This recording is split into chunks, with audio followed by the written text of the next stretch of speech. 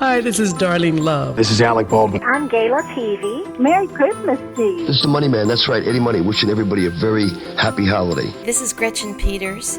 You're listening to The Sounds of Christmas podcast. Welcome to the Sounds of Christmas podcast. Hi, I'm Ken Tesla. If you're new to this podcast, I'd like to start by saying thanks for joining us. If you're not new, welcome back. Either way, I'm glad you're here. Now, to avoid any confusion, I want to start off by saying there won't be any music played here. This is a place for conversation. I'll talk about Christmas music and some related topics, sometimes by myself and sometimes with guests. If you're looking for music, just go to soundsofchristmas.com and click on the tree or the player on the front page or on the Listen Now page. We play the best variety of Christmas music all year long. Well, except in October, when we play the best variety of Halloween music. Since it's Valentine's time once again, I thought I'd take a look at the music from what seems to be the most streamed Christmas movie for Valentine's Day. And that's Love Actually. For a movie that takes place during the run-up to Christmas, the soundtrack has a surprisingly small number of Christmas songs. There are two different soundtracks, by the way, one for the UK and one in the US. The UK version had 17 songs and 3 selections of film score. While the U.S. version had 17 tracks, 2 of the 3 score selections were not included, and a few of the songs from the U.K. track list were switched or altered.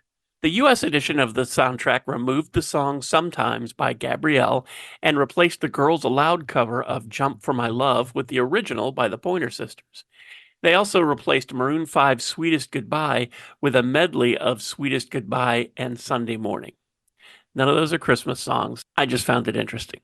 The Christmas songs on both soundtracks were White Christmas, performed by Otis Redding, All I Want for Christmas Is You, performed by Olivia Olson, and Christmas Is All Around, performed by actor Bill Nye as Billy Mack.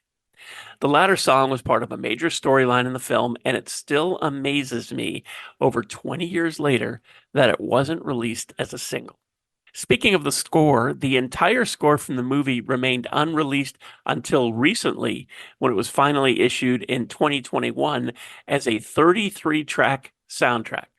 Interestingly, there are 3 versions of Christmas Is All Around on the score soundtrack: a film version, a soundtrack version, which is just about a minute shorter than the film version, and a nearly 5.5-minute instrumental that is a montage version.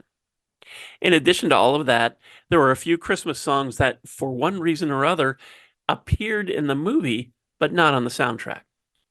Those are River by Joni Mitchell, which is playing in the background while Alan Rickman and Emma Thompson are wrapping gifts, and he asks, "What is this we're listening to?"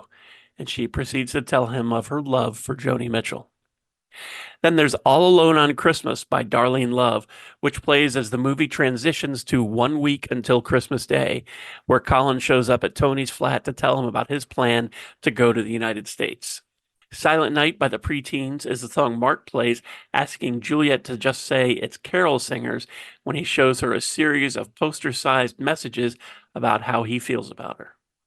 And finally, there's a version of Good King Wenceslas performed by Hugh Grant and Andrew Tinkler when they're going door to door looking for Natalie, and some children ask them to sing a carol. And I think that's it, though there could be others in the background that I missed.